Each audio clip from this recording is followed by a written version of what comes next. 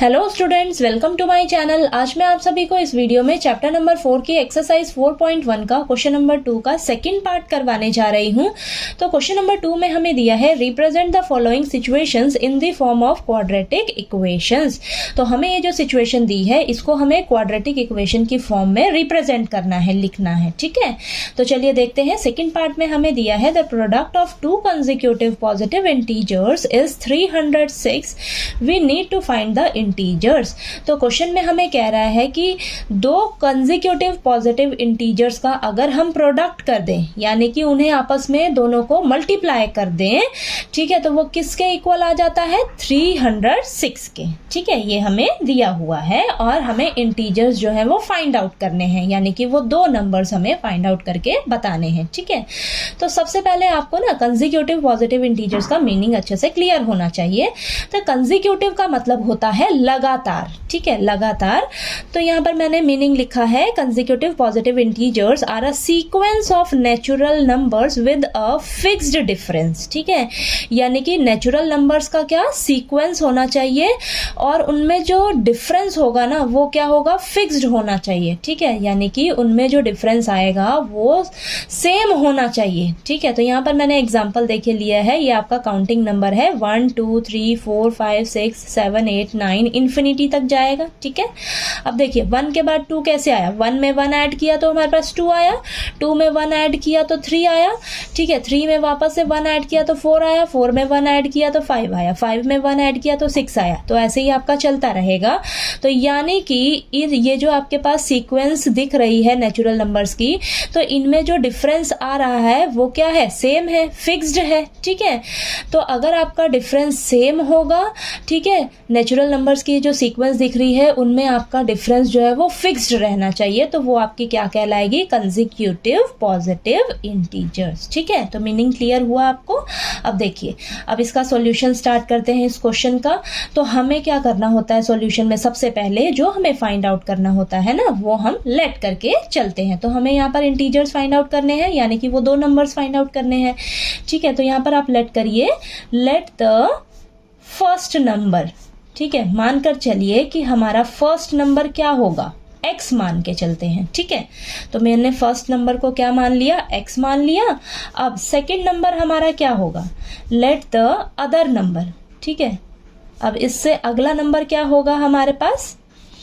x plus 1। ठीक है, first number हमने मान लिया x, तो अदर नंबर, इससे अगला नंबर क्या हो जाएगा हमारे पास? x plus 1। ठीक है, अब हमें क्वेश्चन में बोला है, यहाँ पर लिखिए आप अकॉर्डिंग टू क्वेश्चन। क्वेश्चन के हिसाब से हमें बोला है कि वो जो हमारे पास दो कंसेक्यूटिव पॉजिटिव इंटीजर्स हैं उन दोनों का अगर हम प्रोडक्ट कर दें, यानी कि उन दोनों को आपस में अगर हम मल्टीप्लाई कर देते हैं तो वो किसके इक्वल दिया है हमें? 306 के। ठीक है, अब इसे आप सॉल्व करिए। x को एक बार x से मल्टीप्लाई करेंगे तो x स्क्वायर आएगा, x को एक बार 1 से मल्टीप्लाई करेंगे तो प्लस का x इज इक्वल टू 306। 306 को आप इस साइड ले आइए तो प्लस का है इधर तो माइनस का हो जाएगा। ठीक है, अब इसको सॉल्व कर लेते हैं। वैसे हमें क्वेश्चन में सिर्फ इतना ही बोला है करने के लिए कि क्वाड्रेटिक इक्वेशन की फॉर्म में रिप्रेजेंट करिए। ठीक है, अगर क्वेश्चन में आपको इसको सॉल्व करने के लिए बोल दे तो आपको इसको सॉल्व करने भी आना चाहिए। तो चलिए यहाँ पर हम फैक्टराइजेशन मेथड से इसको सॉल्व करते हैं। ठीक है, तो फैक्टराइजेशन मेथड में हमें क्या करना होता है? सबसे पहले देखिए, यहाँ पर एक्स स्क्वायर का कोफिशिएंट क्या है आपके पास? 1 है, और कांस्टेंट नंबर क्या है आपके पास? 306 है। इन दोनों को आपस में मल्टीप्लाई करोगे तो आपके पास आएगा 306। ठीक है, अब फटाफट से इनके क्या करिए आप? फैक्टर्स निकाल लीजिए। फैक्टर्स क्या आएंगे? ये 2 पे जाएगा तो यहाँ पर 153 आएगा, देन ये 3 पे जाएगा तो ये आएगा 51, देन अगेन ये 3 पे डिवाइड होगा तो 17, देन यहाँ पर 17 और ये 1। ठीक है, तो 306 के मेरे पास फैक्टर्स क्या निकले हैं? 2 इंटू 3 इंटू 3 इंटू 17। अब यहाँ से ना आपने वो दो नंबर्स ढूंढने हैं। ठीक है, वो दो नंबर्स ढूंढने, क्योंकि हमारा ये जो x है ना, x को हम दो टर्म्स में स्प्लिट करते हैं। ठीक है, यानी कि इसकी जगह हम x की जगह दो टर्म्स लिखेंगे, ठीक है। अब वो दो नंबर्स कौन से होंगे वो हम यहाँ से फाइंड आउट करते हैं। देखिए 2 3 ज़ा 6, 6 3 ज़ा 18, ठीक है। इन तीनों को मल्टीप्लाई करने पर मेरे पास 18 आ रहा है और 18 इंटू 17 ये बचा है, ठीक है। यानी कि 18 और 17 को जब मैं माइनस करती हूँ तो मेरे पास 1 आ रहा है और 18 और 17 को जब मल्टीप्लाई करती हूँ तो मेरे पास 306 आ रहा है, ठीक है। ये आप चेक करके देख लेना। अब देखिए हमें ये मिल गया ना। अब क्या करेंगे हम यहाँ पर, आप क्या करिए, एक्स स्क्वायर प्लस एक्स के कोफिशिएंट क्या है आपके पास 1 है, उसकी जगह हमने ना ब्रैकेट लगाना है, ठीक है। इस 1 की जगह ही हमने क्या करना है, वो दो नंबर्स ऐसे फाइंड आउट किए हैं जिन्हें कि प्लस या माइनस करने पर हमारे पास 1 आना चाहिए, ठीक है। और यहाँ पर ना ब्रैकेट में वो दो नंबर्स माइनस ही होंगे क्योंकि आपका कांस्टेंट नंबर जो है वो माइनस का है, तो यहाँ पर जो दो नंबर्स हम ढूंढेंगे वो आपस में माइनस ही होंगे, ठीक है। और वो दो नंबर्स हमने इस तरीके से ढूंढना है। देखिए मैंने ढूंढ लिए हैं, क्या है 18 और 17। 18 और 17 को जब आप माइनस करेंगे तो आपके पास एक्स का कोफिशिएंट ही निकल कर आएगा, ठीक है। तो इसके कोफिशिएंट की जगह आपने ब्रैकेट लगाना है और बाकी सभी को ना आपने एज इट इज उतार लेना है, ठीक है।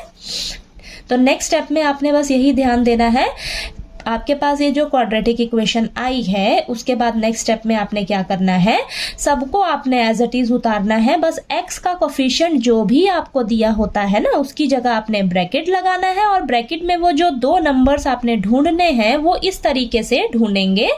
एक्स स्क्वायर का जो कोफिशिएंट है और कांस्टेंट नंबर है उन्हें आपस में मल्टीप्लाई करिए, फैक्टर्स निकालिए, फैक्टर्स जो आएंगे उनमें से आप दो नंबर्स ढूंढेंगे, उन दो नंबर्स को यहाँ पर प्लस माइनस करने पर आपका एक्स का कोफिशिएंट आना चाहिए, उन दो नंबर्स को मल्टीप्लाई करने पर आपका ये जो साइड के जो पड़ोसी हैं ना उनको मल्टीप्लाई करने पर वो नंबर आपको मिलना चाहिए, ठीक है। तो यहाँ पर ब्रैकेट में हमारे पास आएगा 18 माइनस का 17, ठीक है। 18 माइनस 17 करोगे तो 1 आएगा, इन दोनों को मल्टीप्लाई करोगे तो 306 आएगा, ठीक है। क्लियर हुआ।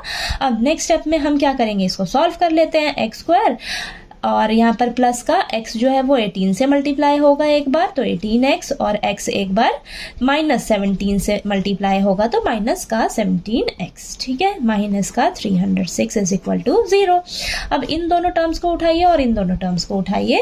तो यहाँ से हम क्या करते हैं, नेक्स्ट स्टेप में कॉमन लेते हैं, ठीक है। अब देखिए क्या कॉमन आ सकता है, x कॉमन बाहर आएगा तो यहाँ बचेगा x प्लस 18 माइनस का 17 बाहर लोगे तो यहाँ पर ना इधर भी आपके पास यही सेम ब्रैकेट में आना चाहिए। देखिए x प्लस 18 ही आएगा आपके पास, ठीक है।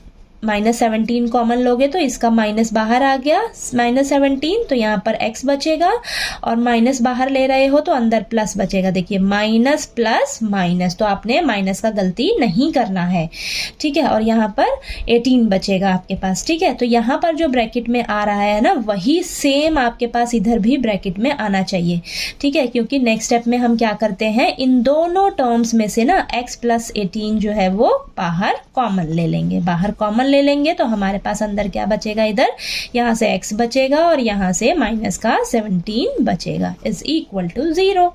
अब क्या करिए आप, x प्लस 18 को एक बार 0 के इक्वल रखिए और एक बार x माइनस 17 को 0 के इक्वल रखिए। तो यहाँ से आएगा आपके पास x is equal to minus का 18, ठीक है। और यहाँ से आएगा एक बार x इज इक्वल टू 17, ठीक है। तो हमें क्वेश्चन में बोला है कंसेक्यूटिव पॉजिटिव इंटीजर्स, पॉजिटिव यहाँ पर ये माइनस का 18 आ रहा है, नेगेटिव आ रहा है तो ये हमारा क्या हो जाएगा, रिजेक्ट हो जाएगा, ठीक है। तो हम x की वैल्यू क्या लेंगे, x इज इक्वल टू 17, ठीक है। तो इसको नेक्स्ट पेज पे अभी कंटिन्यू करते हैं। तो हमारे पास x की वैल्यू क्या आई है, 17 आई है और हमने मान के चले थे कि हमारा जो फर्स्ट नंबर है, फर्स्ट नंबर को हमने क्या माना था, x माना था, तो वो हमारे पास 17 निकल कर आ गया। और अदर नंबर यानी कि जो सेकंड नंबर हमने माना था वो क्या माना था हमने, x प्लस 1, ठीक है। तो वो हमारे पास आ जाएगा 17 प्लस 1 इज इक्वल टू 18, ठीक है।